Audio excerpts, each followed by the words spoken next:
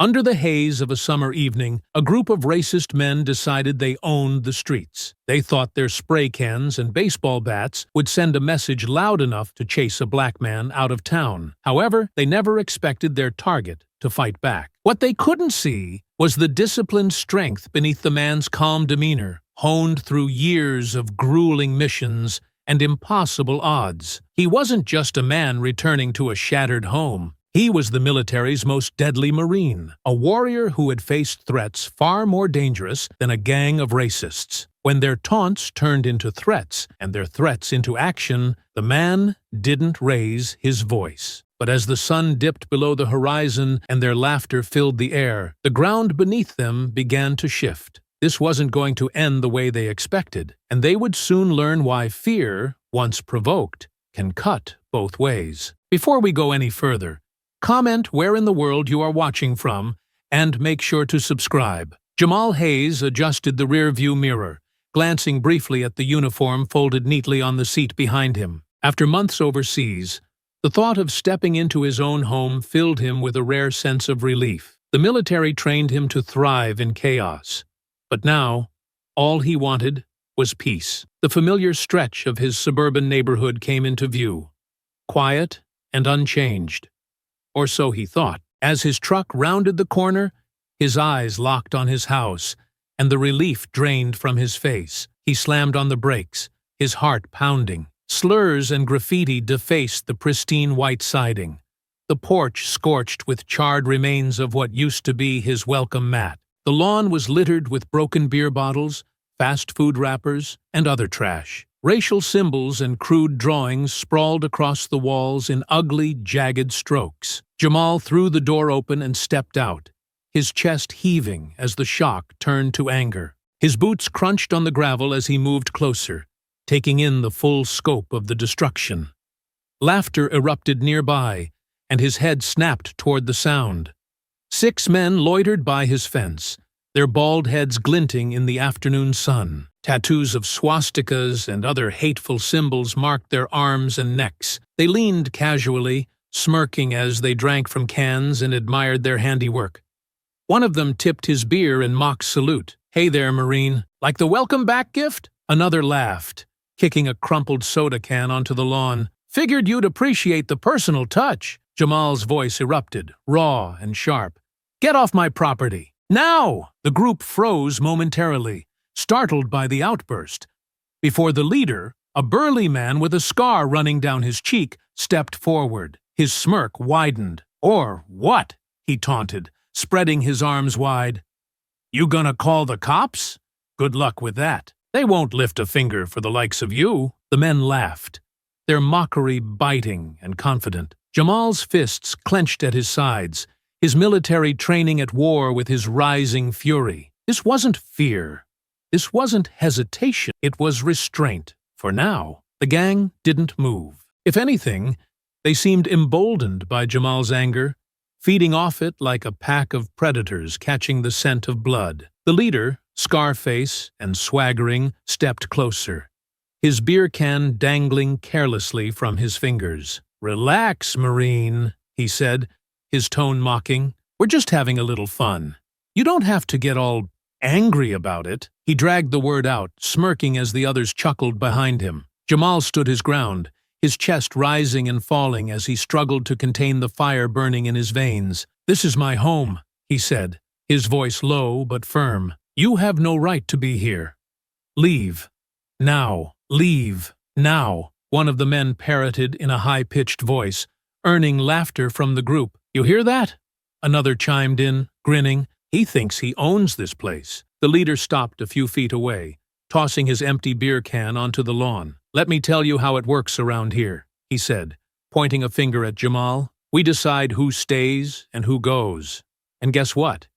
You don't belong here." Jamal's jaw tightened. He could feel his muscles coiling, every instinct screaming at him to act. But he held back. "You're trespassing," he said through gritted teeth. "I'm telling you one last time. Get off my property." The leader tilted his head, feigning confusion. "Your property?" He looked back at his crew, a mock expression of shock on his face. "Did you guys know this was his property?" Sure doesn't look like it, one of them called out, gesturing to the graffiti. Looks more like ours now. Scarface grinned. See, Marine, we're doing you a favor, helping you realize this isn't your home anymore. This town, it doesn't want you. Jamal took a step forward, his eyes narrowing. You're done. Leave. The laughter stopped. The men exchanged glances, the air growing heavier with tension. You got a lot of nerve, Scarface said, his grin fading, thinking you can talk to us like that. You think that uniform makes you untouchable? He took a step closer, invading Jamal's space. Let me tell you something, Marine. You might scare people out there. But here, you're just another… Jamal's hand shot up, stopping Scarface mid-sentence as he pointed toward the fence. You've got 10 seconds to walk off my property. Scarface hesitated, his eyes flicking to Jamal's hand. For the first time, the smirk faltered, replaced by something darker. You think you're tough, huh? He spat. One of the men behind him muttered, Maybe we should… Shut up, Scarface snapped without turning. He locked eyes with Jamal again, his lips curling into a sneer. We'll go.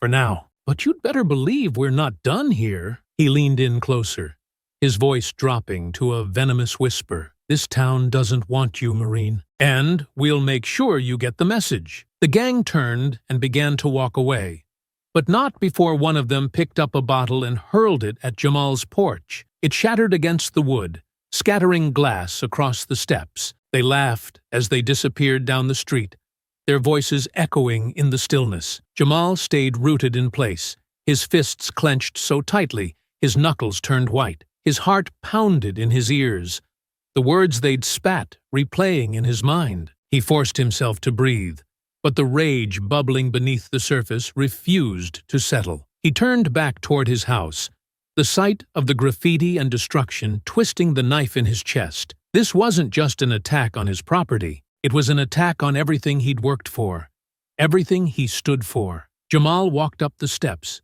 carefully stepping over the shards of broken glass. His hand hovered over the door handle, but he didn't go inside. He couldn't, not yet. The fight wasn't over, not by a long shot. Jamal stood on his porch, staring at the wreckage of his home.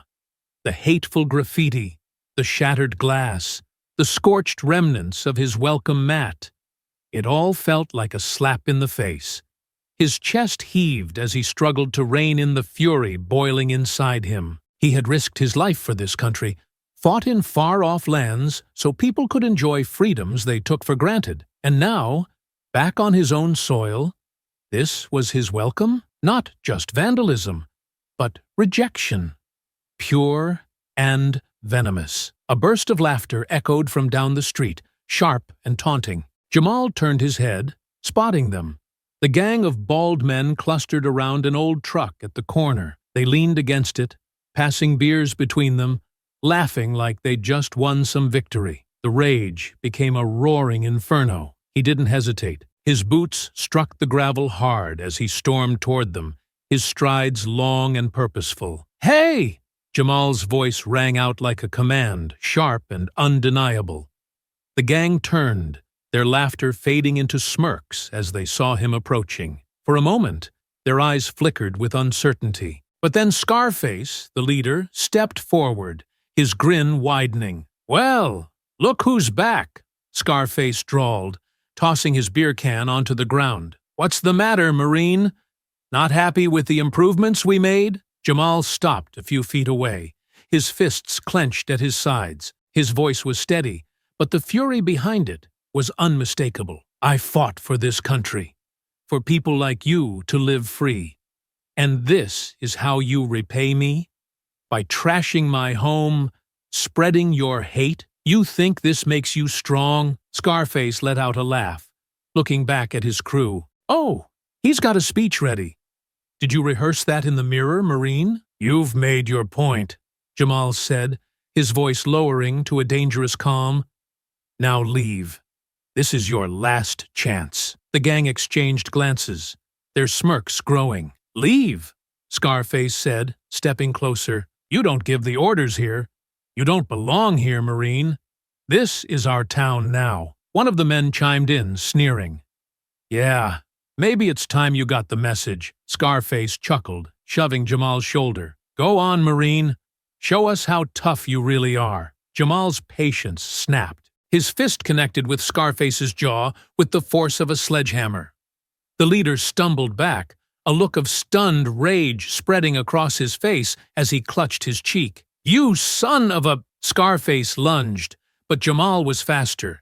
He sidestepped the attack, grabbing Scarface's arm and twisting it. The leader cried out as Jamal shoved him to the ground. The rest of the gang didn't hesitate. They rushed forward, their shouts mixing with the sound of crunching gravel. Jamal ducked under a wild swing, delivering a sharp elbow to another man's ribs. The thug doubled over with a grunt as Jamal pivoted to face the next attacker. A punch grazed his shoulder, but Jamal caught the man's wrist, twisting it until he dropped to one knee. With a quick shove, Jamal sent him sprawling onto the asphalt. "Come on!" one of the remaining men shouted, charging forward. He swung a beer bottle, but Jamal deflected it, the glass shattering against the pavement. Jamal's knee came up, driving into the man's stomach and sending him staggering back. Scarface climbed to his feet, his face red with fury. "You're gonna regret that, Marine," he bellowed, grabbing a tire iron from the truck bed. Jamal turned just in time to see him swing. He ducked, the iron whistling through the air above his head. The gang pressed in, surrounding him, their movements chaotic but coordinated. Jamal's mind clicked into combat mode. His military training took over, every strike, block, and movement precise and efficient. He swept a man's legs out from under him, dodged a punch from another, and delivered a quick jab to his jaw. The sound of shouting grew louder as the gang refused to back down. Jamal's focus never wavered, his breathing steady despite the chaos. He knew this wasn't over. Not yet. Scarface swung the tire iron again, forcing Jamal to step back. Another man took the opportunity to lunge at him, but Jamal spun, using the momentum to toss the attacker into Scarface. Both men hit the ground in a heap. "Enough!" Jamal barked, his voice ringing out like a drill sergeant's command. The gang hesitated, panting and battered, but their defiance hadn't waned. Scarface climbed to his feet again, blood trickling from the corner of his mouth. "You think this is over?" he spat, gripping the tire iron tightly. "We're just getting started." Jamal squared his shoulders, his gaze unflinching. "Then, come and finish it." The fight wasn't over. Not yet. Scarface wiped the blood from his lip with the back of his hand, his eyes blazing with hatred. He hefted the tire iron, pointing it at Jamal like a weapon. "You think you're something special? You're nothing but a loudmouth in a uniform." Jamal didn't flinch, his stance solid as a mountain. His voice was calm, but carried an edge that cut through the tension. "You don't know who you're messing with," he said, his eyes fixed on Scarface. "I've served in some of the deadliest places on Earth. I've faced men far tougher than you, and left them in the dirt." Scarface let out a harsh laugh. "Oh, you're a big, bad Marine. That's supposed to scare us?" One of the other men chimed in, sneering. "We're not scared of some government puppet." Jamal's gaze swept across the group, his calm demeanor only amplifying the threat in his voice. "You should be," he said. "You think your numbers make you strong? All I see are a bunch of cowards who gang up on people to feel big." Scarface growled and swung the tire iron again. This time, Jamal sidestepped with precision, his hand shooting out to grab Scarface's wrist. With a sharp twist, the tire iron clattered to the ground. Before Scarface could react, Jamal drove a fist into his stomach, sending him staggering back, gasping for air. "Is that all you've got?" Jamal taunted, stepping forward. "I expected more from the big man who thinks he runs this town." "Get him!" one of the men yelled, and the rest of the gang charged. Jamal moved like a predator among prey. One man swung wildly, but Jamal ducked, grabbing his arm and twisting it behind his back. "I've taken down entire squads of armed fighters," Jamal growled, slamming the man into the side of the truck. "What chance do you think you have?" Another thug tried to blindside him with a punch, but Jamal spun, delivering a brutal elbow to the man's jaw. The thug crumpled to the ground, groaning. "You wanted to see how tough I am?" Jamal said, standing over him. You're getting your lesson now." Scarface, still wheezing, barked out, "Don't let him scare you. He's just one guy." The remaining men hesitated, but one, emboldened by Scarface's words, grabbed a crowbar from the truck bed and lunged. Jamal caught the movement in his peripheral vision. He stepped aside, the crowbar swinging harmlessly past him, and landed a punishing blow to the attacker's ribs. "Do you even understand who I am?" Jamal said, his voice rising over the chaos. He turned to Scarface, his eyes blazing with controlled fury. "I've spent my life training for moments like this. I've taken lives to protect this country. You don't scare me. You're nothing but a bunch of ignorant punks." Scarface's face twisted in rage, and he grabbed a metal chain from the truck. He swung it at Jamal, but the Marine ducked under the arc and closed the distance. With a swift motion, Jamal yanked the chain from Scarface's hands and threw it to the ground. "You think hate makes you strong," Jamal said, grabbing Scarface by the collar and pulling him close. "It doesn't. It makes you weak, and I'm here to show you just how weak you are." With a powerful shove, he sent Scarface stumbling into one of his own men, knocking them both to the ground. The fight continued to rage, the gang refusing to back down despite their obvious disadvantage. Jamal's every move was calculated, his strikes precise and devastating. A kick to one man's chest sent him sprawling onto the pavement. A swift uppercut dropped another where he stood. "You're all out of your depth," Jamal said, his voice cutting through the grunts and groans of the battered gang. "You thought you could intimidate me? Terrorize my community? You're about to learn what happens when you pick the wrong fight." Scarface staggered to his feet, blood dripping from his mouth. His bravado was crumbling, but his arrogance hadn't completely faded. "We're not done yet," he spat, his voice slurring slightly. Jamal took a step toward him, his presence overwhelming. "Oh, you're done," he said, his tone like steel. "But if you're too stupid to see it, I'll be happy to make it clear." Two of the gang members tried to grab Jamal from behind, but he spun, slamming an elbow into one man's face and delivering a punishing knee to the other's stomach. They dropped like sacks of flour, groaning and clutching their injuries. Scarface stood frozen, his bravado finally giving way to fear. Jamal advanced on him, his voice low and deadly. "I warned you. I gave you every chance to walk away, but you wouldn't listen." Scarface tried to backpedal, but Jamal grabbed him by the front of his shirt. "Now you're going to pay for your arrogance." The gang wasn't done yet. They were regrouping, their stubborn defiance keeping them in the fight. But Jamal wasn't going to stop until they understood just how outmatched they were. Jamal's focus was razor-sharp as he moved through the chaos, his military training turning the fight into a precise, calculated dismantling of the gang. The 6 men charged at him with the desperation of cornered animals, but Jamal had seen this kind of chaos before, and conquered it. One of the men swung wildly, his fist aiming for Jamal's jaw, but the Marine ducked with practiced ease. Jamal countered with a brutal uppercut that snapped the man's head back, sending him crumpling to the ground. "You wanted a fight," Jamal growled, stepping over the fallen man. "Here it is." Another thug lunged with a crowbar, yelling incoherently. Jamal sidestepped, grabbing the man's wrist and twisting it until the weapon clattered to the ground. "You're not built for this," Jamal said coldly, driving his knee into the man's stomach. The thug wheezed and dropped to his knees, gasping for air. 2 more rushed him at the same time, trying to use their numbers to their advantage. Jamal ducked low, sweeping one man's legs out from under him before delivering a sharp elbow to the other's ribs. The first man hit the ground hard, groaning as he clutched his leg, while the second stumbled back, his breath coming in shallow gasps.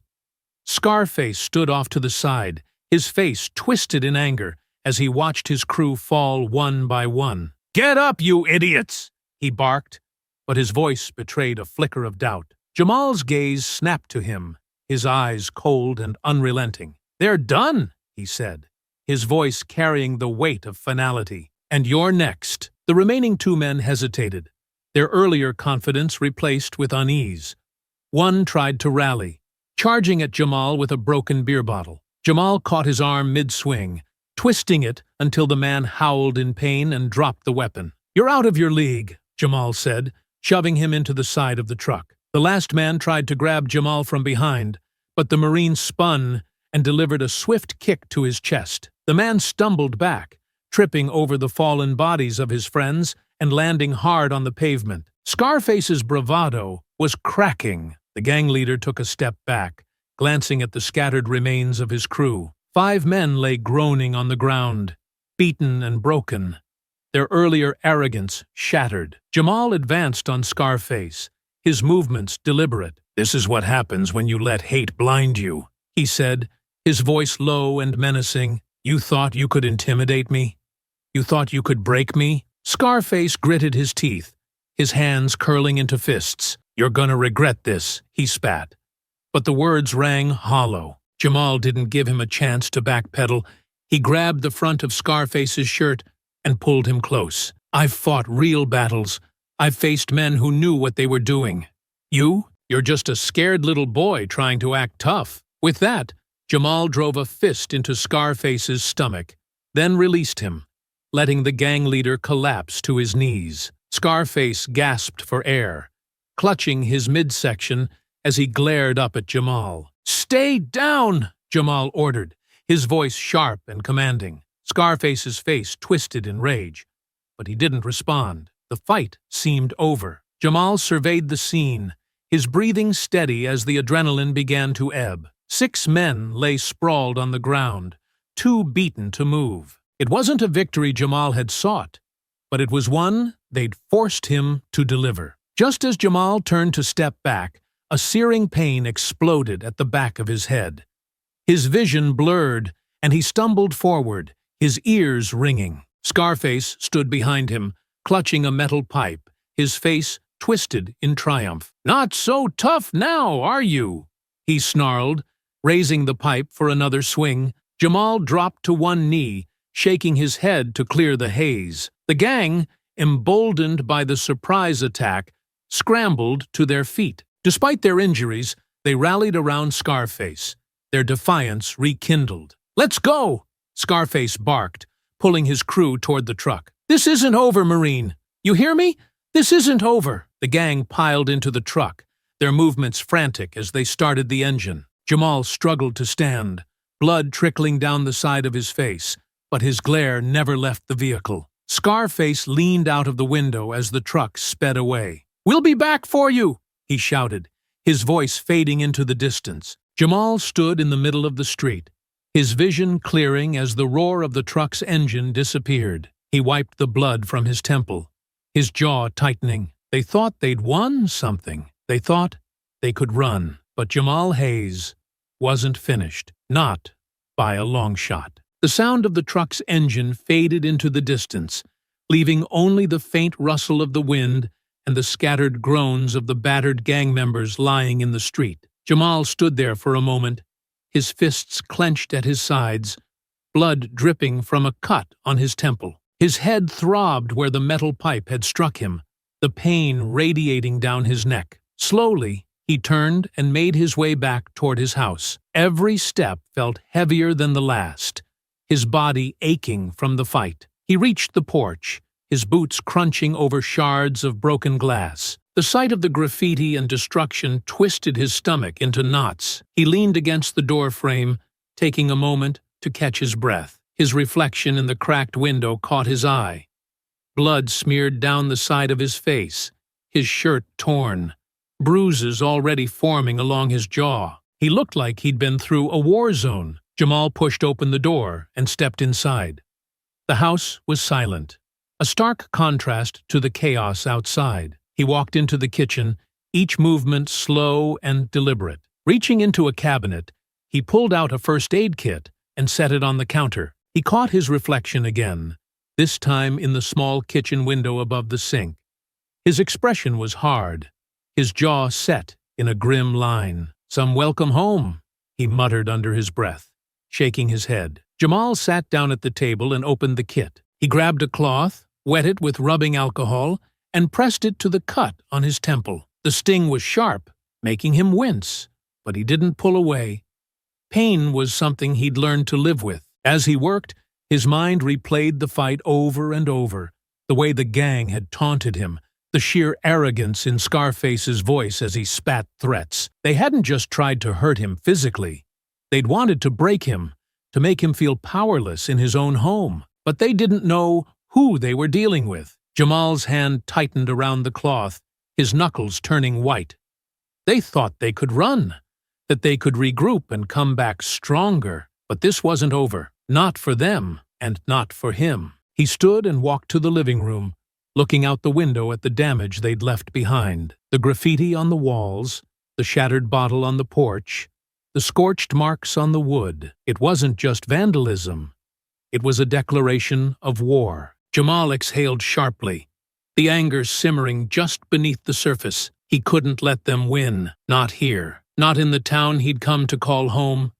He'd fought too hard, given too much, to let a gang of cowards take it all away. He went back to the kitchen and rinsed the blood from his hands, the water running red before fading to clear. As he dried them off, his phone buzzed on the counter.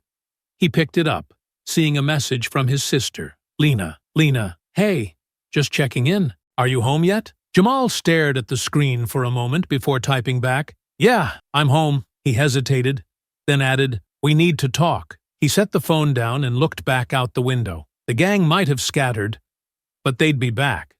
Scarface had made that clear. And next time, they wouldn't come with just fists and beer bottles. Jamal leaned against the counter, his mind already working through the possibilities. He needed to be ready, not just for himself, but for the community. This wasn't just about his house or his pride anymore. He thought about the other families in the neighborhood, the ones who didn't have the training or the resources to fight back. The gang wasn't just targeting him. They were sending a message to everyone who didn't fit their twisted vision of the town. Jamal straightened, his resolve hardening. If they wanted to send a message, he'd send one of his own. And it wouldn't be subtle. He walked to the living room and grabbed a pen and notepad from the small desk by the window. Sitting down, he began making a list. Names, plans, contingencies. He wasn't going to wait for them to strike again. He'd take the fight to them, but first, he needed to recover. He touched the bandage on his temple, his jaw clenching. The pain didn't matter. It never did. This wasn't over. It was just beginning. Jamal sat in his living room, the notepad on his lap filled with hastily scribbled notes and plans. His head still throbbed from the blows Scarface had landed, but the pain only fueled his resolve. He heard the crunch of tires outside and glanced out the window. A familiar car pulled into the driveway. A few moments later, there was a knock at the door. Jamal stood, walking over and opening it to find his sister, Lena, standing there. Her eyes immediately scanned his face, widening as she took in the fresh cut on his temple and the bruises along his jaw. Jamal, she said, stepping inside without waiting for an invitation. What happened? Are you okay? I'm fine, he said, shutting the door behind her. Fine? Lena turned to him, her hands on her hips. You look like you've been through a war zone. What happened? He exhaled sharply and gestured for her to sit. Some gang came to the house, vandalized it, tried to intimidate me. It didn't end well for them. Lena sank into the couch,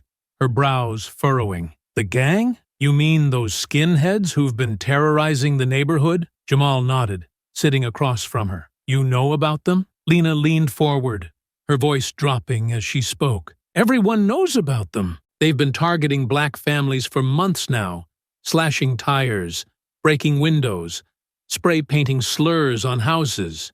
A few families even left town because they were scared.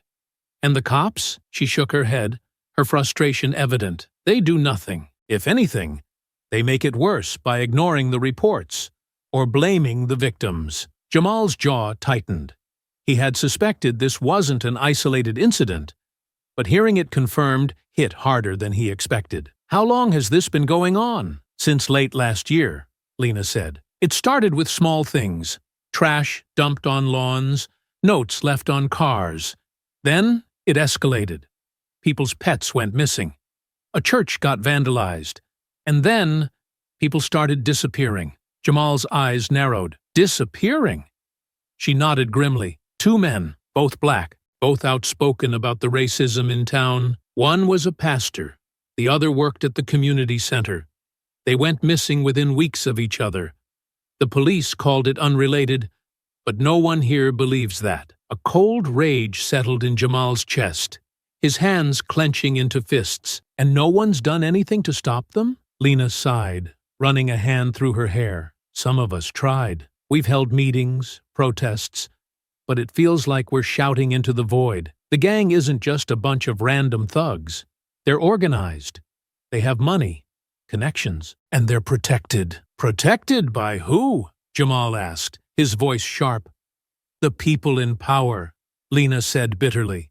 Some of the city council members, even a few cops. They pretend they don't know what's happening, but it's obvious they're turning a blind eye, or worse, helping. Jamal leaned back, his mind racing. This wasn't just a group of ignorant punks. This was systemic, coordinated, and it wasn't going to stop unless someone forced it to. Lena's voice softened. I'm glad you're back, Jamal. People are scared, and I don't blame them. This gang has everyone on edge. But you're not like the rest of us. You can do something. Jamal met her gaze. The determination in his eyes mirrored in hers. You're damn right I can do something. This stops now. Lena hesitated, then leaned forward, her hand resting on his arm. Just be careful, okay? These people aren't like the ones you've faced before. They don't fight fair. I know, Jamal said, his voice steady. But I don't need them to fight fair. I just need them to show their faces. Lena sighed, leaning back. You always did have a way of throwing yourself into things head first. It's not just about me, Jamal said. It's about everyone they've hurt. Everyone they've scared into silence. They think they can terrorize people and get away with it. That ends here. Lena watched him for a long moment, then nodded. If anyone can stop them, it's you. Jamal stood, pacing toward the window. His mind was already working through the possibilities. Do you know where they hang out? Where they operate? Lena hesitated, then nodded. There's an abandoned farm a few miles out of town. People say that's where they meet. It's isolated.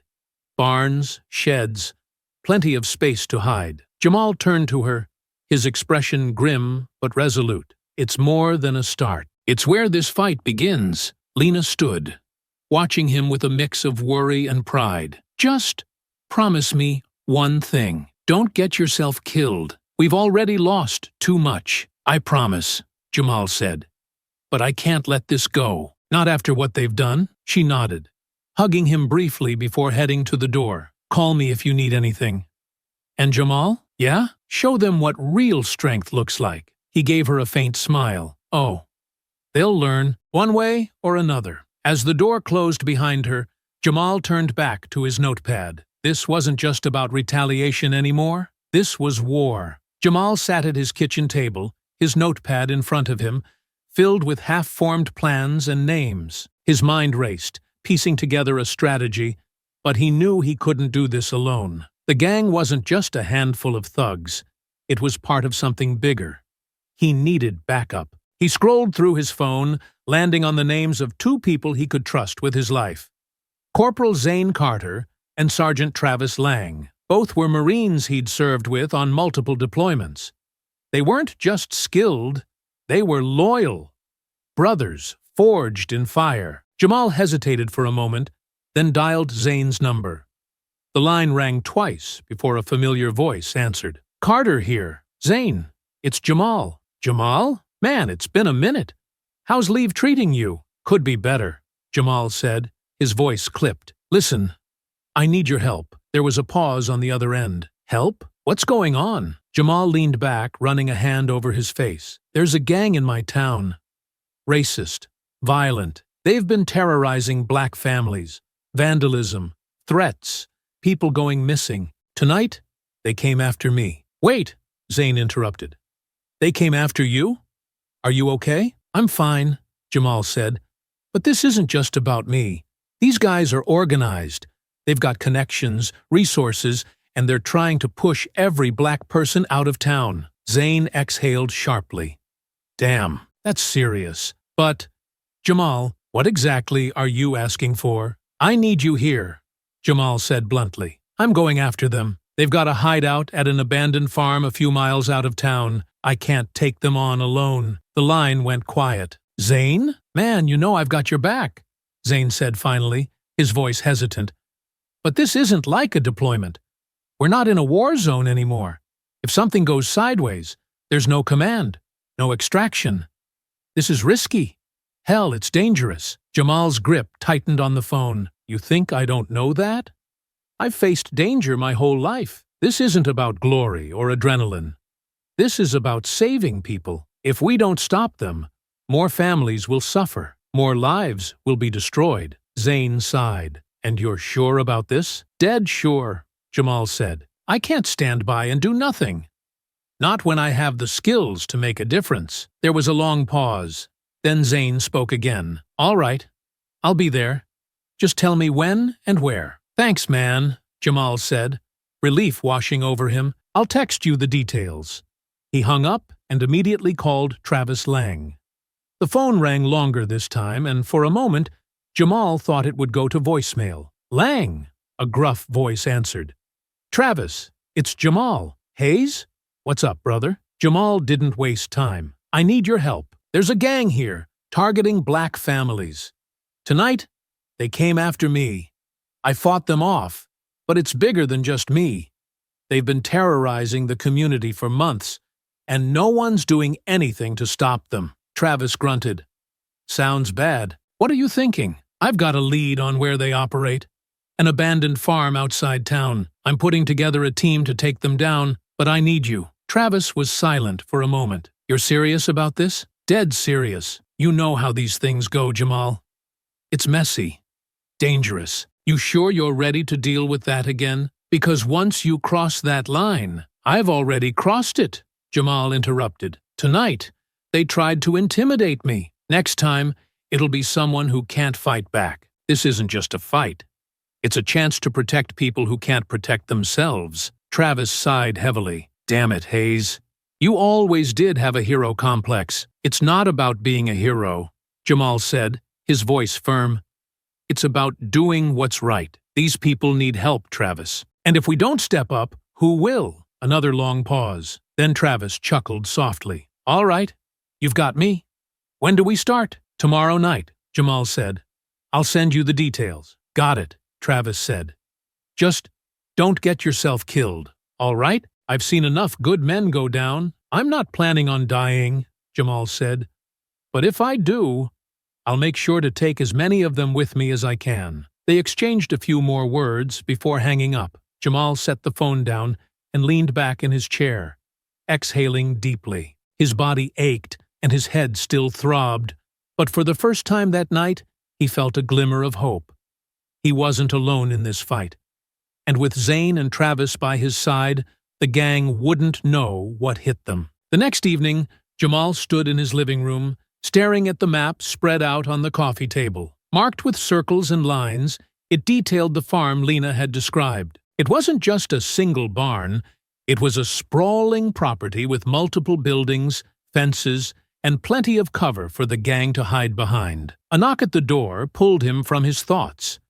Jamal opened it to find Zane and Travis standing on the porch, their expressions grim but determined. Zane, tall and lean with sharp eyes, carried a duffel bag slung over one shoulder. Travis, stockier and weathered, had a steely calm about him that Jamal had always relied on. Glad you could make it, Jamal said, stepping aside to let them in. Zane dropped the bag onto the floor with a thud. You didn't exactly give us much of a choice, he said, smirking faintly. You know I wouldn't have called unless it was serious, Jamal replied, closing the door behind them. Travis glanced around the room, his eyes landing on the map. So, this is it? He asked, walking over to the coffee table. Jamal nodded. The farm. Lena says it's their main hangout. They've been using it to plan their attacks, stockpile weapons, and meet with other groups. Zane crouched down, studying the map. It's got good cover. Too good. If we go in loud, they'll scatter before we can get to the core group. That's why we're not going in loud, Jamal said. He gestured to the map, pointing at specific spots. There's a back entrance here, past the tree line. It's overgrown, so they probably don't use it much. If we move in quietly, we can take out their sentries and cut off their escape routes. Travis crossed his arms, frowning. How many are we talking about? Hard to say, Jamal admitted. But Scarface's crew isn't the only group that uses this place. It could be a dozen, maybe more. Zane let out a low whistle. We're 3 against 12. Those are some steep odds. Jamal's gaze hardened. We've faced worse. Travis glanced at him, his expression serious. True, but this isn't a war zone, Jamal. We don't have backup. No medevacs. No air support. I know what this is, Jamal said firmly. And I know what's at stake. These guys aren't just thugs. They're part of something bigger. Zane's head snapped up. What do you mean, bigger? Jamal leaned over the map, his voice dropping. Lena told me the gang isn't working alone. They've got funding, connections, people in power who are either turning a blind eye or actively supporting them. That farm? It's not just a hideout. It's where they meet with those people. If we don't take this entire operation apart, it'll just grow back stronger. Travis grunted, his jaw tightening. So, we're not just dealing with the gang. We're dealing with whoever's backing them. Exactly, Jamal said. That's why we can't go in blind. We need to gather intel, figure out who's pulling the strings. The farm is the first step, but it won't be the last. Zane exhaled sharply. All right. What's the plan? Jamal outlined the strategy, his voice calm and steady. We move in under cover of darkness. Zane, you'll handle surveillance. Use the drone to get a layout of the property and pinpoint their positions. Travis, you're on entry with me. We'll take out the sentries first, then work our way toward the main barn. Travis nodded. What about weapons? Jamal gestured to Zane's duffel bag. I've got a few things ready, but I figured you'd come prepared. Zane grinned, unzipping the bag to reveal an array of gear. Handguns, knives, and a compact drone. Thought I'd bring a little something for everyone. Jamal picked up a knife, testing its weight in his hand. This'll do. Travis grabbed a handgun, checking the magazine. And if things go sideways, then we adapt, Jamal said. We've done it before. We can do it again. Zane raised an eyebrow. You make it sound so simple. It's not simple, Jamal admitted, but it's necessary. The 3 men exchanged a glance, a silent agreement passing between them. They'd been in this position before. Outnumbered, outgunned, and with no guarantee of success. But they'd always come through. As they finalized the plan, the sun dipped below the horizon, casting long shadows across the room. Jamal felt the familiar rush of adrenaline, tempered by the weight of responsibility. This wasn't just a mission. It was a fight for justice, for the people who couldn't fight for themselves. When everything was ready, Jamal stood and faced his team. We move out in an hour. Stay sharp, stay quiet, and remember why we're doing this. Zane smirked, his usual cocky confidence showing through. Don't worry, Hayes. We've got your back. Travis clapped him on the shoulder. Let's finish this. As they prepared to leave, Jamal looked out the window toward the darkened horizon. The farm was waiting. So was the gang. And somewhere out there, the people funding their hate were watching. They had no idea what was coming. The night was moonless, the sky a blanket of darkness that cloaked Jamal and his team as they crept through the overgrown tree line. The abandoned farm lay ahead, its silhouette barely visible against the horizon. Dim lights glowed from inside the barn and one of the smaller buildings, casting faint beams across the dirt lot. Jamal held up a fist, signaling his team to stop. Zane crouched beside him, already pulling the compact drone from his pack. Travis knelt slightly behind, his eyes scanning the area for movement. 2 sentries, Zane whispered, pointing toward the barn. Jamal followed his finger and spotted them. A pair of men with flashlights, their beams cutting through the dark as they patrolled the perimeter. Jamal nodded. Keep it quiet. We can't alert the others. Zane launched the drone, its quiet hum blending into the night. The small device zipped upward, hovering just above the treetops before gliding toward the farm. Through his tablet, Zane had a bird's-eye view of the property. All right, Zane murmured, eyes fixed on the screen. Main barn's got 3 guys inside, armed. Looks like they're sorting through crates. Probably weapons. Jamal leaned over to glance at the screen. What about the smaller building? Hold on, Zane said, steering the drone toward the shed. The camera zoomed in, revealing a group of men seated around a table. Papers and maps were spread out before them, and one of them, dressed in a suit, an odd contrast to the others, was speaking animatedly. Well, that's interesting, Zane muttered. Jamal's eyes narrowed. Who's the guy in the suit? No idea, but he doesn't look like the typical muscle, Zane said. This guy's giving orders. Travis leaned closer, his voice low. Could be one of their funders. A handler, maybe. Jamal's jaw tightened. If that was true, this was bigger than they'd thought. This wasn't just a gang terrorizing a town. This was an organized operation with leadership and resources coming from outside. Focus on the maps, Jamal said. Can you get a closer look? Zane maneuvered the drone lower, its camera zooming in on the table. The images were grainy, but clear enough to make out roadways, town layouts, and several locations marked with red X's. They're planning something, Zane whispered.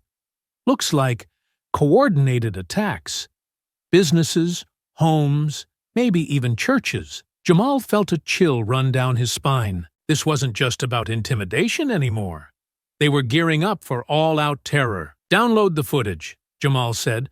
We'll need it later. Already on it, Zane replied, his fingers flying over the screen. Jamal turned his attention back to the sentries. The men were pacing slowly, their flashlights sweeping the area but not venturing too far from the barn. Travis, Jamal said, his voice low but firm. We're taking them out. Quietly. Travis gave a curt nod, his hand resting on the hilt of his knife. On your lead. Jamal moved first, his steps silent, as he approached the nearest sentry. The man's flashlight bobbed slightly with his movements, his focus on the ground rather than his surroundings. Jamal closed the distance in seconds, his arm shooting out to wrap around the man's neck. With a quick, calculated motion, he pulled the sentry into the shadows, rendering him unconscious. Travis took down the second sentry just as efficiently, his knife glinting briefly in the faint light before the man slumped to the ground. Clear, Travis whispered. Jamal signaled Zane to move forward. The drone returned to its case as Zane slung his gear over his shoulder and joined them. Crates in the barn. Intel in the shed, Zane said. What's the play? Jamal thought for a moment, his mind racing. We secure the shed first. If that guy in the suit is a handler, we can't let him slip away. Travis, you're with me. Zane, keep watch and alert us if anyone comes near. Zane nodded. Got it. Jamal and Travis crept toward the shed, their movements precise and silent. They positioned themselves by the door, listening to the voices inside. The man in the suit was still speaking, his tone sharp and authoritative. This is just the beginning, the man said, his voice muffled but clear enough to make out. The next phase starts tomorrow night. We'll hit the targets simultaneously. Make sure the shipments are ready by morning. Jamal exchanged a glance with Travis, their suspicions confirmed. This wasn't just a local problem. It was a well-coordinated operation with far-reaching implications. On my count, Jamal whispered. Travis nodded, gripping his weapon tightly. Jamal held up 3 fingers, then 2, then 1. They moved as one, bursting into the shed with weapons drawn. The men inside froze, their faces a mix of shock and confusion. Hands up!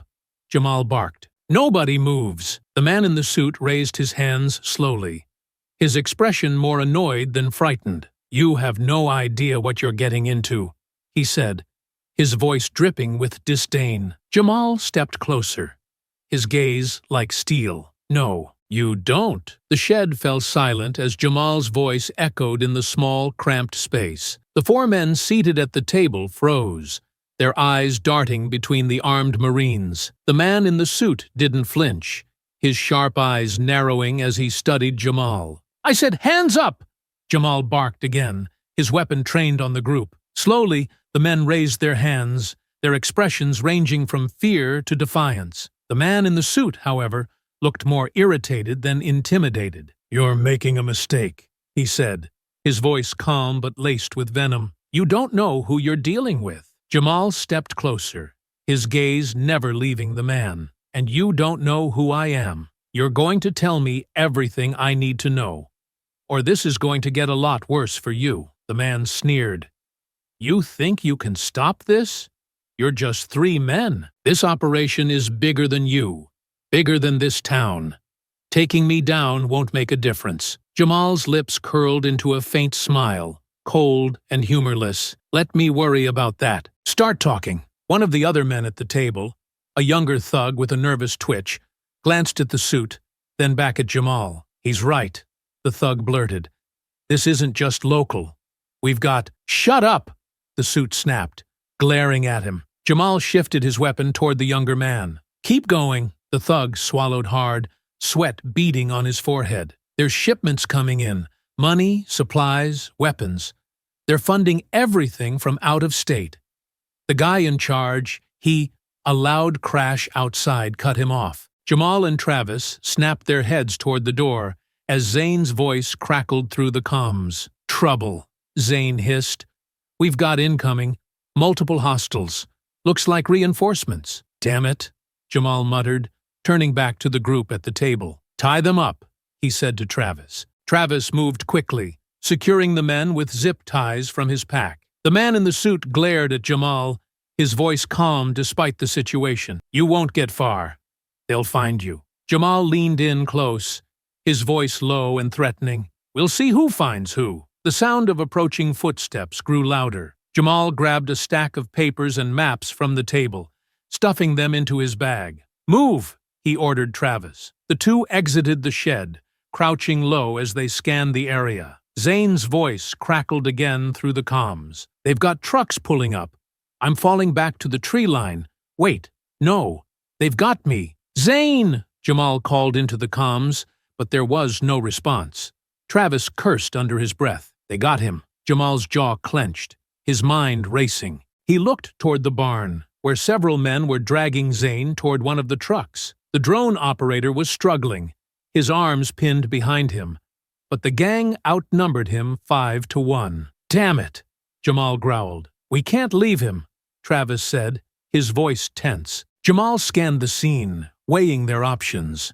The reinforcements were too many to take head-on. He turned to Travis, his voice steady despite the urgency. We'll get him back, but we can't do it here. We're outnumbered and outgunned. Travis looked ready to argue, but nodded. What's the plan? Fall back to the rendezvous point, Jamal said. We regroup, go over the intel, and figure out where they're taking him. And if they don't take him anywhere, they will, Jamal said firmly.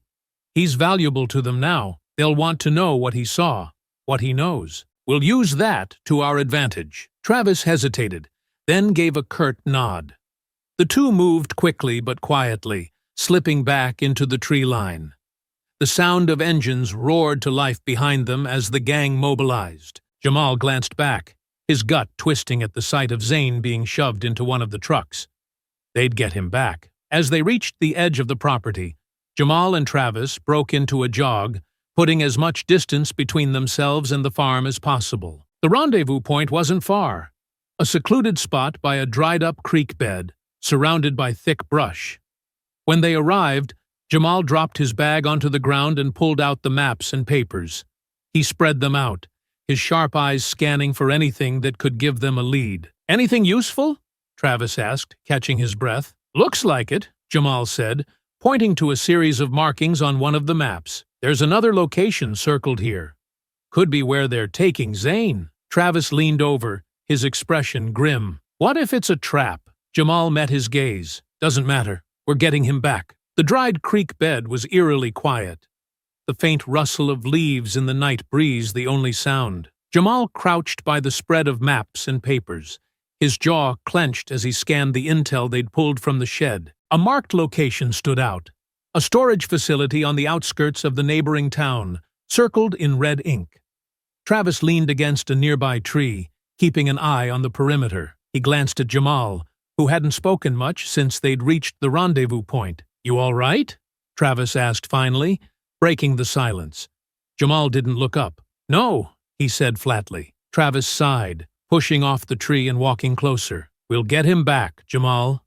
You know that. Jamal's hand tightened around the paper he was holding, crumpling the edge slightly. I shouldn't have let this happen, he muttered. You didn't let anything happen, Travis said, his voice steady. Zane knew the risks. We all did. Jamal finally looked up, his eyes dark with frustration and guilt. I called him here, Travis. I brought him into this. He trusted me. And now he's in their hands. Do you have any idea what they'll do to him? Travis crouched down across from him, his gaze unwavering. I do. And so do you. That's why we'll get him back. Jamal shook his head, his anger bubbling to the surface. I should have seen it coming. I should have been faster. Smarter. I let them take him. Travis leaned forward, his voice firm but not unkind. You didn't let anything happen, Jamal. These people are organized, and they're dangerous. Blaming yourself isn't going to help Zane. What's going to help him is us getting our heads straight and doing what we do best. Jamal exhaled sharply, running a hand over his face. The tension in his shoulders didn't ease, but he nodded. You're right, he admitted reluctantly. But it doesn't make this any easier. It's not supposed to be easy, Travis said. If it were, we wouldn't be here. But you've faced worse, and so has Zane. He's tough. He can hold out until we get to him. Jamal stared at the map again, his jaw tightening. This place, he said, tapping the circled location. It has to be where they took him. It's isolated, and it matches what we've seen so far. If they're holding him anywhere, it's there. Travis peered at the map, nodding slowly. Looks defensible. Probably another group there. Reinforcements. Good, Jamal said, his voice hardening. The more of them we take out, the better. This isn't just about getting Zane back. It's about dismantling their operation piece by piece. Travis raised an eyebrow. You sure you're ready for this? You're running on fumes, and we're outnumbered. Again. Jamal looked up at him, his eyes blazing with determination. I don't care how tired I am. I don't care how many of them there are. They took one of ours, and I'm not stopping until I bring him home. Travis studied him for a moment, then gave a small nod. All right, I'm with you. What's the plan? Jamal sat back, rubbing his temple as he thought. We approach quietly. Like before. Gather intel.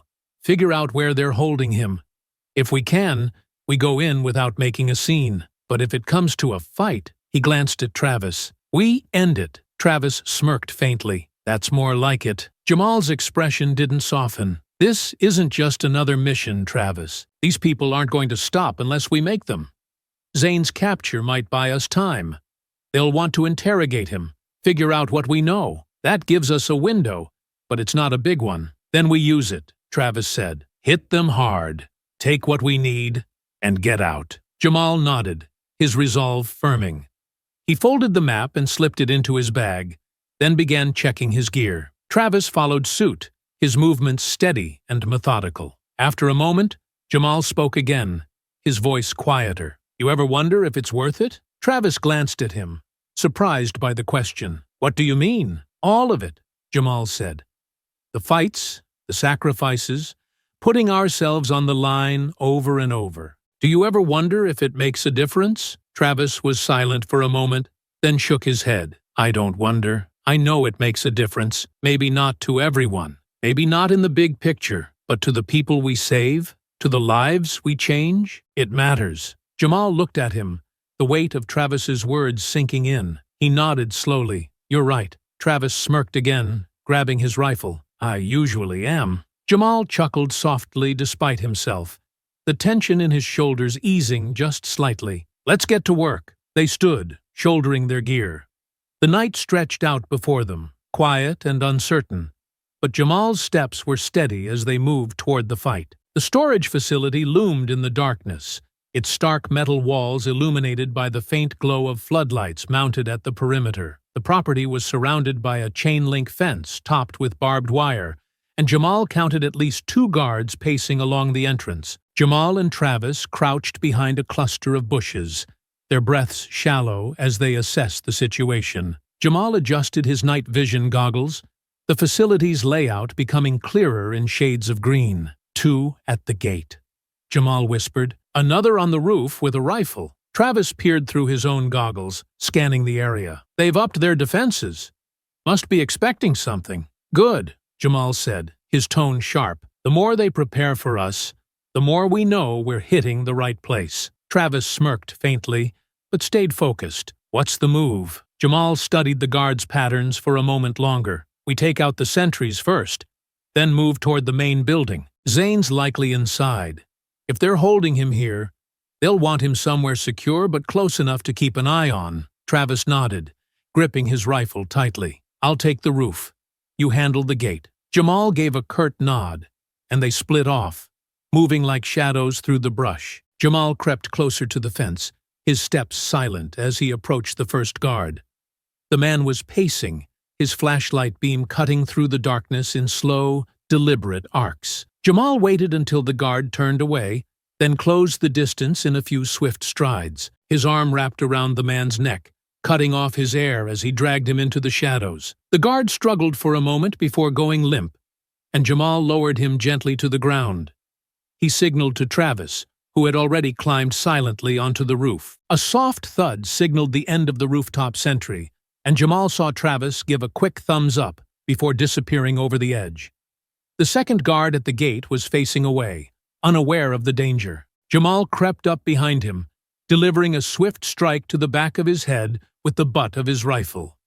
The man crumpled to the ground without a sound. "Gate's clear," Jamal whispered into his comm. "Roof's clear too," Travis replied, moving to the entrance. Jamal moved quickly, disabling the padlock on the gate with a pair of bolt cutters from his pack. The chain fell away with a soft clink, and he pushed the gate open just enough for him and Travis to slip inside. The main building was a large metal structure with high windows and a single entrance guarded by another pair of sentries. Jamal and Travis positioned themselves near the side of the building, hidden in the shadows. "I'll draw them away," Jamal whispered. "You take them out." Travis nodded, his grip tightening on his weapon. Jamal picked up a small rock and tossed it toward the opposite side of the building. The clatter of the rock hitting the metal wall drew the guard's attention instantly. "What was that?" one of them muttered, turning toward the sound. "Go check it out," the other said. As the first guard moved toward the noise, Travis struck, pulling him into the shadows and dispatching him quickly. Jamal moved in on the second guard, taking him down with a precise blow to the temple. With the entrance clear, the two Marines slipped inside. The interior of the building was dimly lit, rows of crates and barrels creating a maze-like layout. Voices echoed faintly from deeper within, guiding their steps. "This way," Jamal murmured, leading the way toward the sound. They reached a closed door near the back of the building. The voices were louder now, one of them unmistakably Zane's. "Go to hell," Zane growled, his voice defiant despite the strain in it. A deeper voice responded, calm and menacing. "You're only making this harder on yourself. Just tell us what you know." Jamal's jaw tightened, and he signaled to Travis. They positioned themselves on either side of the door.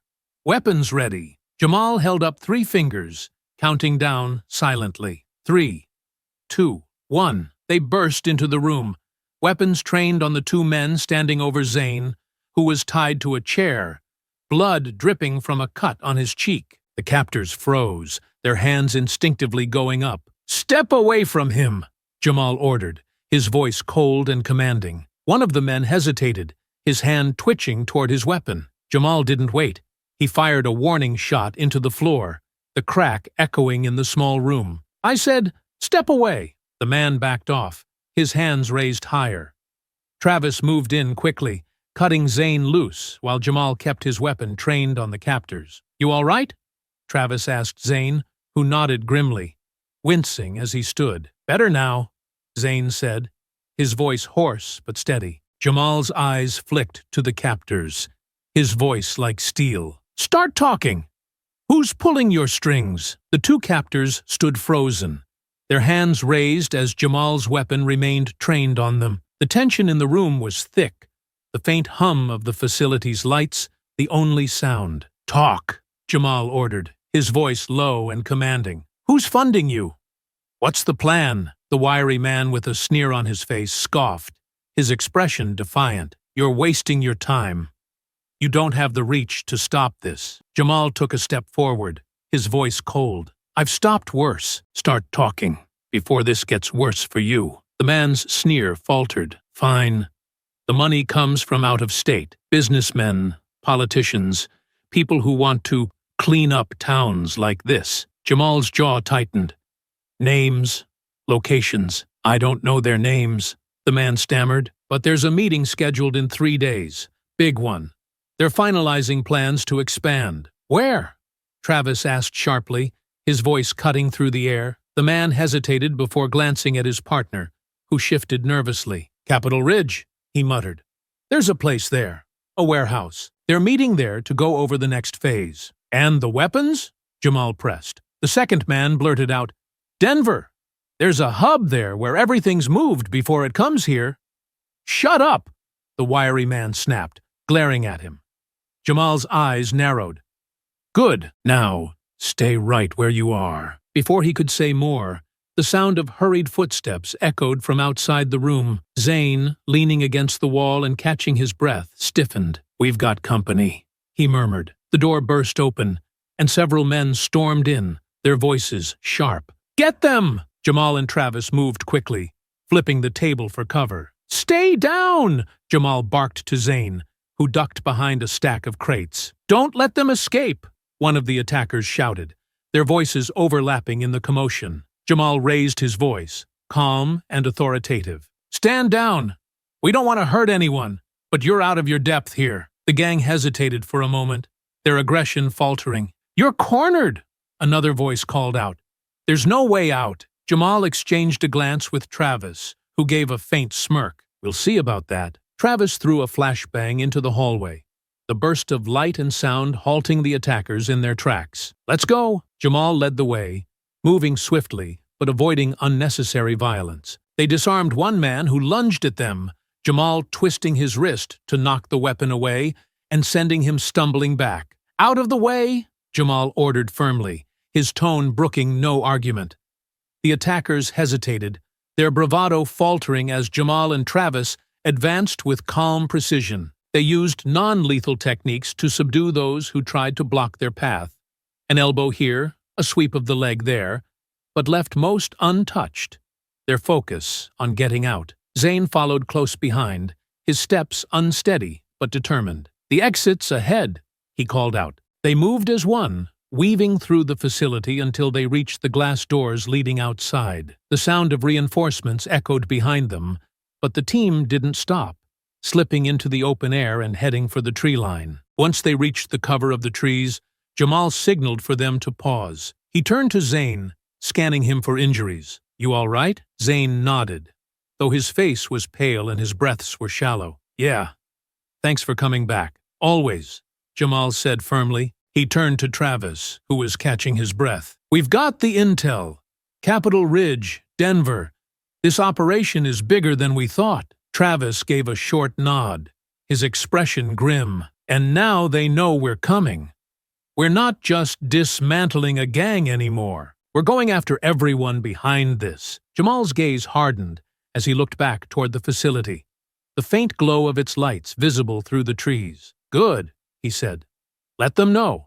It won't stop us. Travis smirked faintly, his tone lightening just a bit. Let's make it count, then. Jamal nodded, already planning their next move. The fight wasn't over. It was just getting started.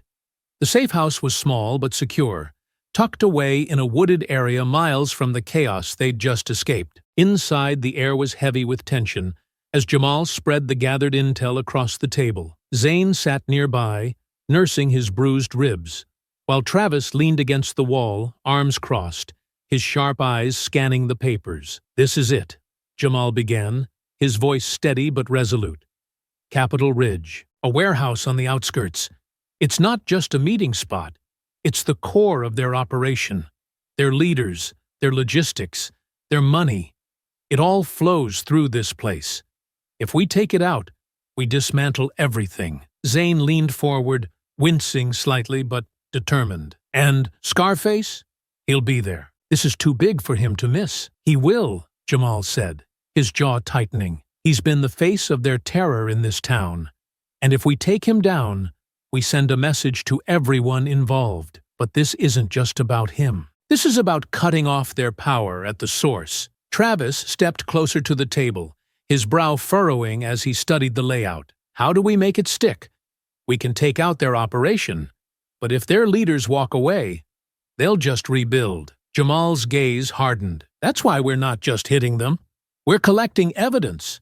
The intel we already have ties them to shipments, funds, and attacks. If we can grab more documents, identify their key players, and catch them in the act, we hand the authorities everything they need to lock them up for good. Zane frowned. What if the cops won't act? Lena said some of them are on the gang's payroll. We don't need all of them, Jamal replied. Just the right ones. I've got a contact, someone who owes me a favor. Federal level. If we can prove the connection to interstate funding and weapons trafficking, it'll be out of the local cops' hands. Travis nodded slowly. So, we're not just taking out their base. We're building a case, evidence, witnesses, the whole package. Exactly, Jamal said. The warehouse is their hub. If we hit it, we not only cut off their operation, but we expose everyone involved. Funders, leaders, even their supply lines. We cripple them from the top down. Zane glanced at the map again, his expression grim. But to do that, we need to get inside, grab what we need, and get out alive. Jamal nodded. That's the plan. We go in clean, quiet, and focused. Travis, you and Zane take the south entrance. It's less guarded, but it leads to their storage area. That's where they'll keep records, weapons, and anything else incriminating. Secure that first.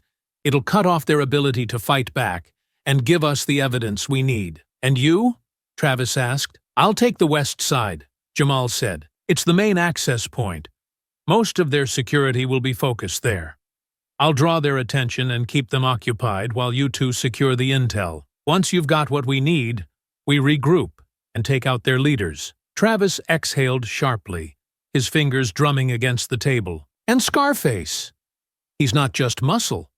He's smart. If he sees things going south, he'll bolt. That's why we can't give him the chance, Jamal said, his tone cold. If Scarface shows up, we prioritize taking him down. He's the link to the local crew and their funders. If we take him alive, he'll lead us to everyone else. Zane gave a small nod, his jaw tight. We don't leave anyone standing.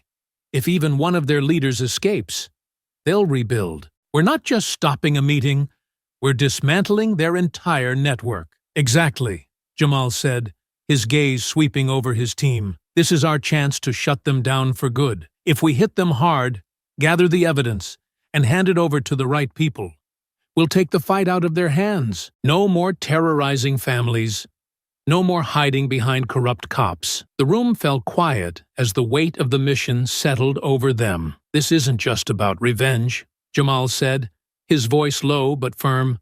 It's about justice. For every person they've hurt, every family they've driven out. This is for them. And we don't leave until the job's done. Travis straightened, his usual smirk replaced with a rare seriousness. Then let's make it count. We've come too far to let them slip away now. Jamal stepped back from the table, his expression hard. We move tomorrow night. Use the day to rest, gear up, and memorize the layout. When we go in, we're finishing this. Zane and Travis exchanged a brief glance, a silent agreement passing between them. Jamal stared at the map one last time.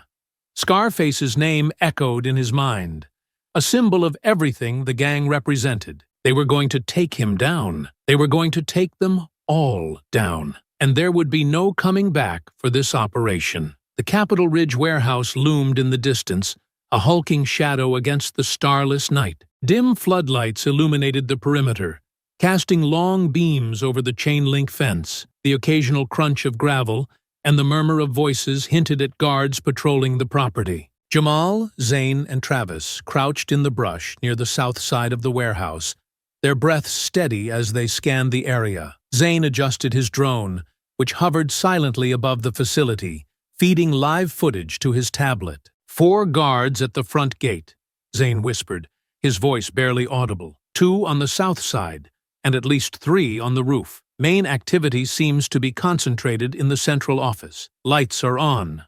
Movement inside. Jamal nodded, his gaze fixed on the building. The office will have the intel we need. Logs, records, Maybe even communications with their backers. That's priority one. Travis leaned in, his voice low. What about Scarface?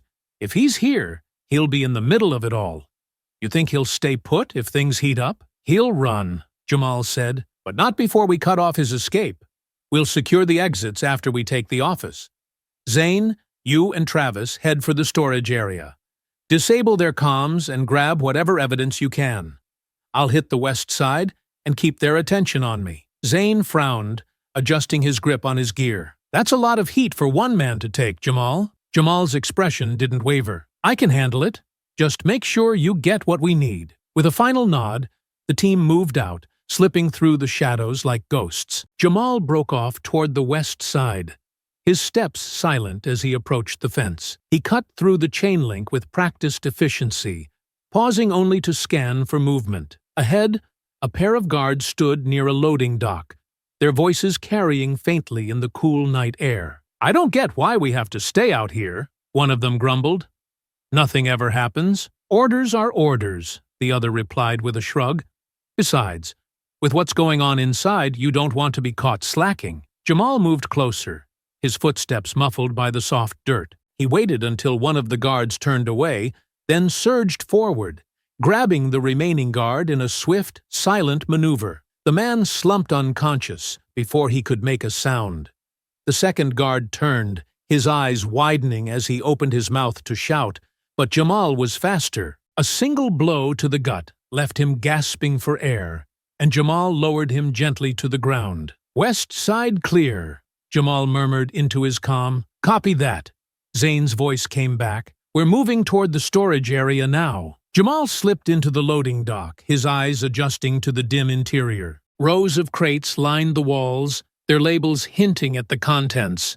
Ammunition, rifles, and other supplies meant to fuel the gang's expansion. He made a mental note of the location, knowing it would be crucial evidence for the authorities. Meanwhile, Zane and Travis reached the storage area on the south side. Zane pulled out a compact device and began disabling the comms system, his fingers moving deftly over the controls. Comms are down, Zane whispered. They won't be calling for backup. Good, Travis said, opening one of the crates. Inside, he found stacks of documents, shipment logs, invoices, and maps marked with the gang's planned targets. This is what we need. As they worked, voices from the central office grew louder. Jamal crept closer, positioning himself outside a window. Inside, he spotted Scarface, his distinct scar catching the light as he gestured angrily at the others in the room. They're late, Scarface snapped, his voice sharp. We can't afford delays with the next phase. If this doesn't go off smoothly, we're done. Jamal's jaw tightened. He activated his comm. Scarface is here. He's in the office, running the show. Do we move on him now? Travis asked. Not yet, Jamal replied. Secure the intel first. I'll keep him busy. He waited for Zane and Travis to signal they'd finished before stepping into the open. Jamal made no attempt to hide as he entered the office, his weapon raised. The room froze as Scarface and the others turned to face him. Well, well, Scarface said, his tone mocking. Look who decided to crash the party. This ends here, Jamal said, his voice calm but firm. The operation, the terror. You're done. Scarface's smirk didn't falter. You think you can stop this? You're just one man. Jamal's gaze didn't waver. One man who's already taken down half your crew. And I'm not alone. Scarface's confidence flickered as Jamal's words sank in. Before anyone could react, Jamal fired a shot into the ceiling, the crack of the gun silencing the room. Hands where I can see them, he ordered, his voice like steel. The others hesitated, but Scarface's gaze hardened. You've got guts, Marine. I'll give you that. But you've just signed your death warrant. The air in the office was heavy with tension as Jamal's command echoed. Hands where I can see them. The men around Scarface froze, their eyes darting toward him for direction. Scarface's smirk widened, his posture loose but dangerous. You've got guts, Marine, Scarface said, his voice dripping with mockery. But guts only get you so far. Jamal's finger hovered over the trigger, his weapon steady. This is over. Step back and drop everything. Now! Scarface chuckled, his gaze flicking to one of his men. Show him why that's not happening. Before Jamal could react, one of the gang members lunged at him, swiping at the rifle and knocking it from his hands. It clattered to the floor, and Jamal twisted to avoid a follow-up strike, raising his arms to block a punch aimed at his face. The room exploded into chaos. Two more men charged at him, their movements clumsy but relentless. Jamal deflected one attack and countered with a sharp elbow to the ribs, sending the man stumbling back. But before he could follow through, another grabbed him from behind, locking him in a tight hold. Jamal struggled, his breath coming in short bursts as he tried to free himself. He slammed his head backward, the impact breaking the grip and forcing his attacker to stagger. "Not so tough now, are you?" Scarface taunted, leaning against the desk as his men circled Jamal. Jamal gritted his teeth, his muscles burning from the strain. He sidestepped a wild swing and retaliated with a quick punch to the side of the attacker's head. But the effort left him open. Another man struck him in the side, and he stumbled, barely catching himself. The blows kept coming, their numbers overwhelming him. For every man he put down, two more seemed to take his place. His vision blurred slightly, exhaustion creeping in as his body screamed for rest. Scarface's laughter cut through the chaos. "You really thought you could take all of us? You're outnumbered, Marine. Outmatched!" Jamal clenched his fists, refusing to back down. He blocked another punch, countering with a quick jab, but his movements were slower now, each strike costing him more energy. One of the men landed a solid hit to Jamal's stomach, and he doubled over briefly, gasping for air. Before he could recover, another swung a crowbar, grazing his shoulder and forcing him to retreat toward the wall. Scarface stepped forward, his confidence growing as he saw Jamal falter. "This is where it ends, hero.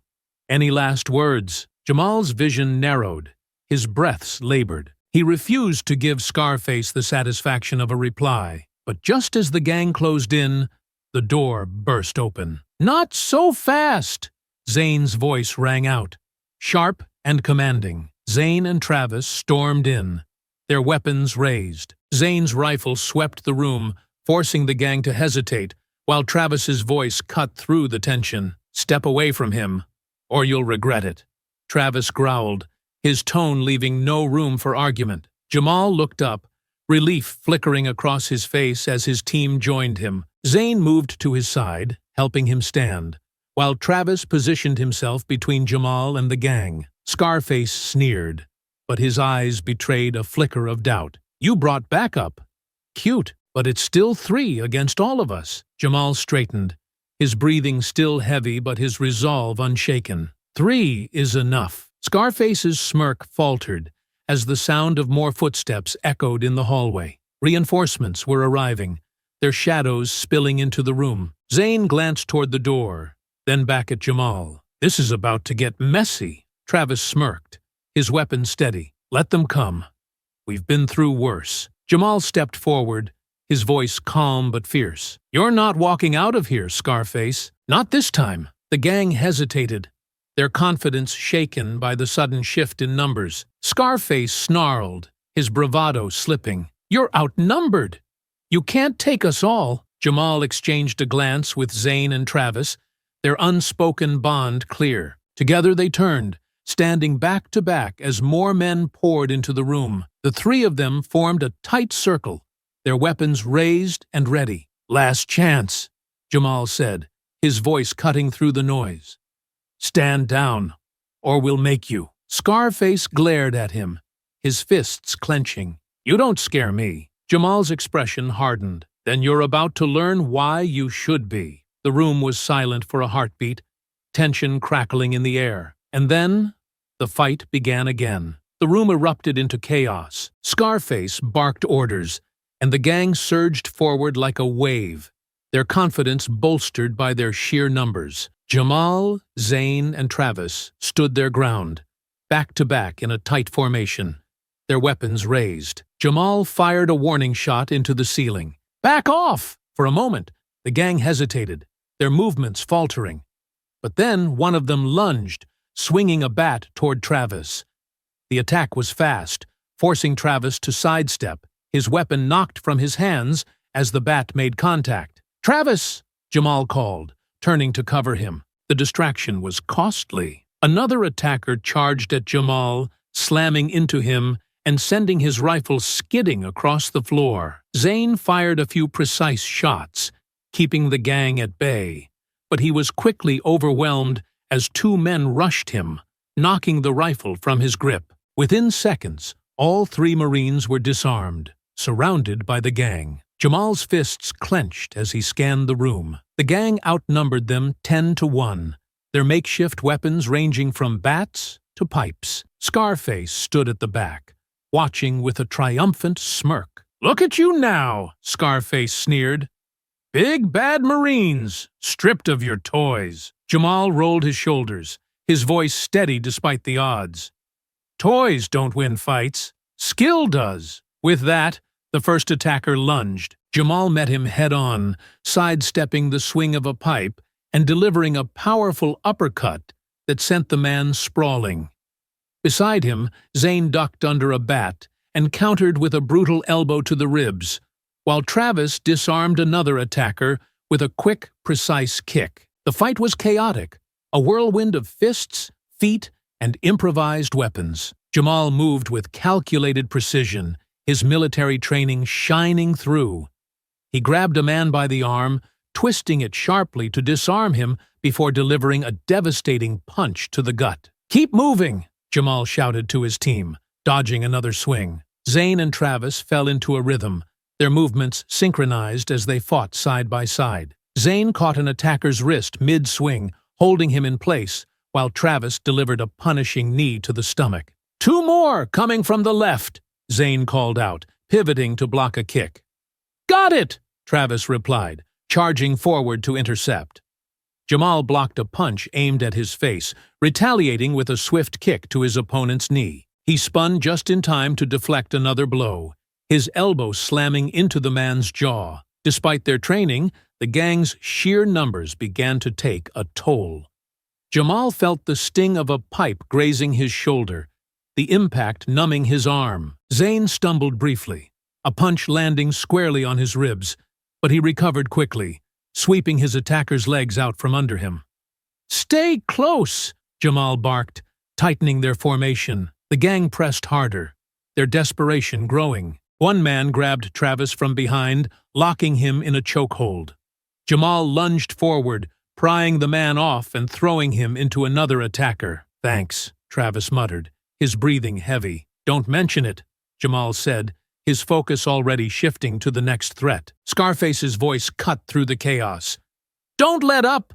Take them down!" Jamal's eyes locked on Scarface, the gang leader's confidence still evident despite the fight turning against him. Jamal ducked under a swing, his fists connecting with another attacker's ribs before turning to Zane and Travis. "We finish this now," Jamal said, his voice low but commanding. Together, the three surged forward, their movements sharp and coordinated. Zane grabbed a chair, using it to block an incoming attack, while Travis used a discarded bat to disarm another thug. Jamal targeted the larger men, his strikes precise and punishing as he cleared a path toward Scarface. The remaining gang members faltered, their morale crumbling as they saw their comrades taken down one by one. "Hold your ground," Scarface shouted, but his voice lacked its earlier conviction. Jamal reached him first, his eyes blazing.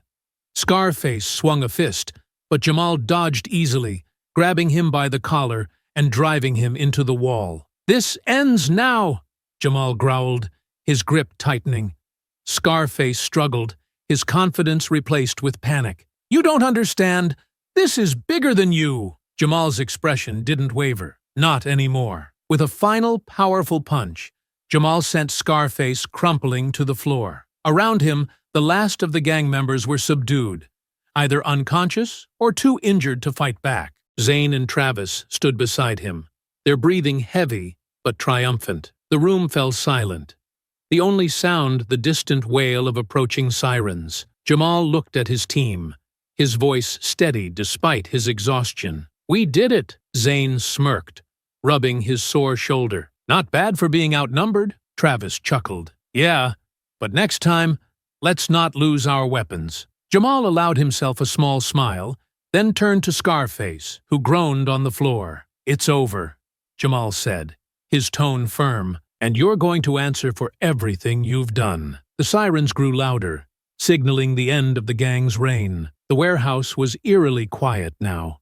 The groans of defeated gang members, the only sounds cutting through the still air. Jamal, Zane, and Travis stood amidst the wreckage, their bodies battered, but their resolve intact. The sirens are getting closer, Zane said, glancing toward the open door. We've got minutes before the cops show up. Jamal nodded, his eyes scanning the room. Then we use every second. We've got to make sure we find everything. Documents, evidence, anything that ties them to their backers.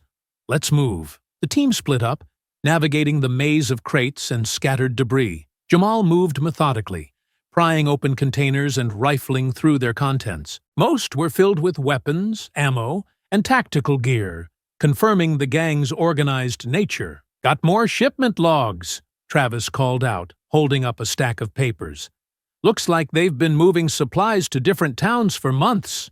Could be the start of an expansion. Bag it, Jamal said. The more evidence we collect, the harder it'll be for anyone to cover this up.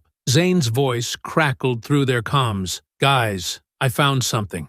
Back room, north side. Jamal and Travis exchanged a glance before heading toward Zane's position. They found him standing outside a heavy steel door, his expression tense. It's locked, Zane said, stepping aside to let Jamal inspect it. Jamal tried the handle, then gave a short nod. Travis, you're up. Travis pulled out a crowbar from his pack, jamming it into the seam of the door. With a grunt of effort, he forced it open, the steel creaking loudly as it gave way. The room inside was starkly different from the rest of the warehouse.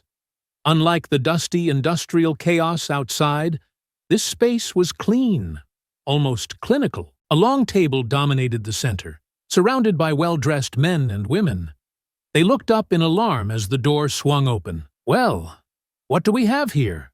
Travis muttered, his voice dripping with disdain. Jamal stepped inside, his gaze sweeping the room. The occupants were clearly out of place.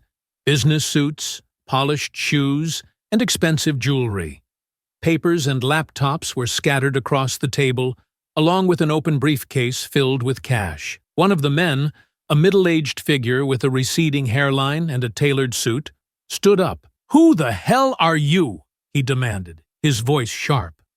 Jamal's eyes narrowed. "We're the reason this operation is falling apart." The man's face twisted in anger. "You have no idea who you're messing with. Do you know how much money and power is tied to this? You can't just walk in here and—" "Sit down," Jamal interrupted, his voice cold and authoritative. The man hesitated, his bluster faltering under Jamal's steely gaze. Zane moved to the table, flipping through the papers. "Looks like we just hit the jackpot," he said, holding up a stack of documents. "Names, accounts, wire transfers, everything we need to tie these people to the operation." Another man, older and visibly nervous, spoke up. "You don't understand. We're not criminals. This is business. Security for the future. We're protecting communities!" Jamal slammed his hand on the table, silencing him. "Protecting communities? By funding a gang that terrorizes families and drives people out of their homes? Save your excuses for court." Travis smirked, picking up the briefcase of cash. "So, this is how you protect communities, huh? Looks more like blood money to me." Jamal turned to Zane. "Get everything. Photos, documents, anything we can carry. This is the evidence we need to take down the whole network." Zane nodded, pulling out his phone to snap pictures while Travis rifled through the drawers. "You won't get away with this," the man in the suit hissed. "We have connections. Powerful connections. The moment the police arrive, this will all disappear." Jamal leaned in, his voice low and cutting. "Not this time. We've got your names, your money, and your plans. By the time this hits federal hands, there won't be a connection left to save you." The man's face paled, but he said nothing more. "Wrap it up," Jamal said to his team, stepping back toward the door. "The cops will be here any second." Travis grabbed the last of the files, stuffing them into a bag. Zane secured the laptops, his movements quick and precise. As they exited the room, Jamal looked back at the gathered VIPs. "Your reign ends tonight. The rest is up to the law." The sirens were deafening now, flashing red and blue lights visible through the windows. "Let's move," Jamal said, leading his team out of the warehouse and into the shadows. The evidence they carried would dismantle the operation from top to bottom, ensuring that everyone, gang members and funders alike, faced the justice they deserved. The blare of sirens filled the air, their wailing echoing off the warehouse walls. Red and blue lights flashed through the windows, painting the scattered gang members in stark, flickering colors. Jamal, Zane, and Travis watched from a vantage point just beyond the property, their breaths steady as they observed the unfolding chaos. The first squad cars skidded to a stop at the warehouse entrance, officers spilling out with weapons drawn. The remaining gang members, too battered and disoriented to resist, raised their hands in surrender. "Get down on the ground! Now!" an officer barked, his voice cutting through the noise. One by one, the gang members obeyed, dropping to their knees as more officers poured in. The sight of the defeated gang being cuffed and hauled away brought a grim satisfaction to Jamal. "They're finally cleaning up," Zane muttered, his voice low. "Yeah," Travis replied. "Let's hope they don't sweep this under the rug." Jamal's jaw tightened. "It's too big for that now. We made sure of it." Inside the warehouse, the VIPs sat huddled in the back room, their faces pale as officers entered. One of the lead officers, a tall, no-nonsense man with sharp features, stepped forward, his expression hard. "Everyone in this room is under arrest," the officer declared. "You have the right to remain silent." The man in the suit, who had earlier tried to intimidate Jamal, stood up, his hands raised. "You don't understand who we are. We're not criminals. We're investors. We were forced into this." The officer's expression didn't change. "Save it for the judge. Cuff them!" As the officers began securing the VIPs, another officer entered, carrying the briefcase of cash and the stacks of incriminating documents. "Sir, we've got evidence tying these people to weapons shipments, money laundering, and organized crime. It's all here." The lead officer's eyes flicked over the evidence, his jaw tightening. "Good work. Make sure this gets to the task force. We're escalating this to federal jurisdiction." Outside, Jamal watched as Scarface was dragged out of the warehouse in cuffs, his face twisted in fury. His earlier bravado had been replaced by desperation as he shouted at the officers. "You think this ends with me?" Scarface yelled, struggling against his restraints. "You have no idea how deep this goes." The officers ignored him, shoving him into the back of a squad car. Travis smirked, watching the scene. "Looks like Scarface isn't so tough now." Zane chuckled faintly. Still running his mouth, though. Jamal's gaze didn't waver as he watched the gang leader disappear into the car. "He'll talk," he said, his voice calm but firm. "When they start pressing him, he'll give up the rest of them to save his own skin." More cars arrived, and officers began clearing the warehouse, cataloging evidence and securing the scene. The sheer scale of the operation, both the arrests and the confiscated supplies, was impossible to ignore. Jamal's voice was low but resolute as he spoke. "The corrupt ones won't be able to bury this. There are too many eyes on it now.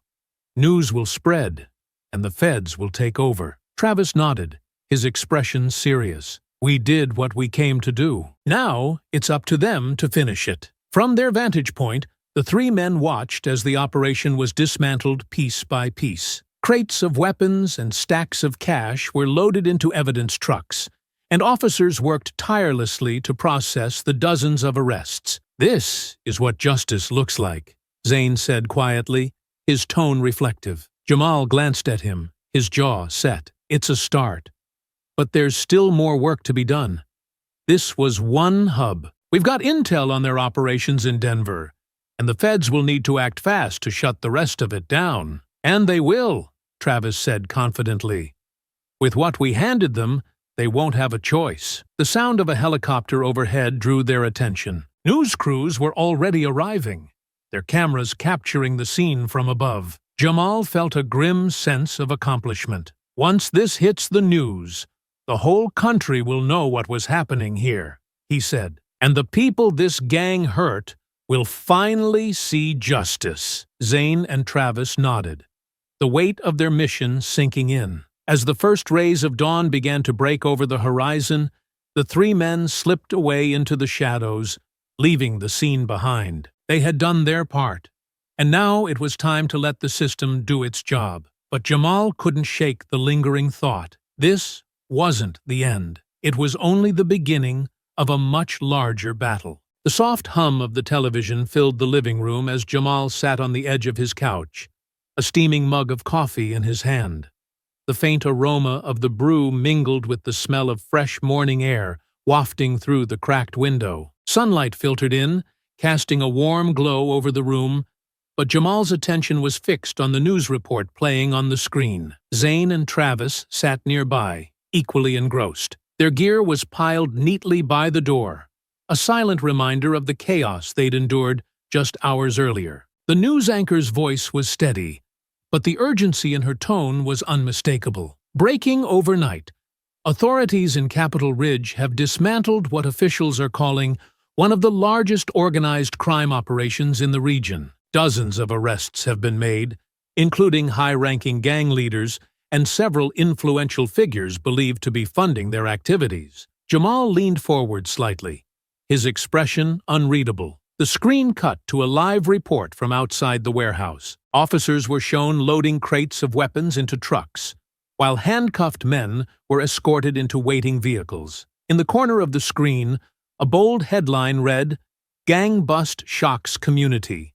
Leaders and Funders Exposed." The reporter's voiceover continued. Sources indicate that critical evidence was recovered during the raid, including financial records, shipment logs, and communications linking the gang to prominent individuals across state lines. Federal agencies are now involved, and further arrests are expected in the coming days. Zane let out a low whistle, leaning back in his chair.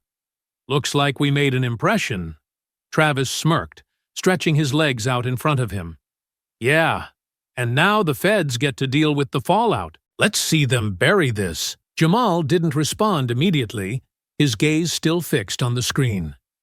The news report shifted to interviews with local residents, many of whom expressed relief and shock at the scale of the operation. One woman, her face partially blurred, spoke with a mix of anger and gratitude. "We've been living in fear for months.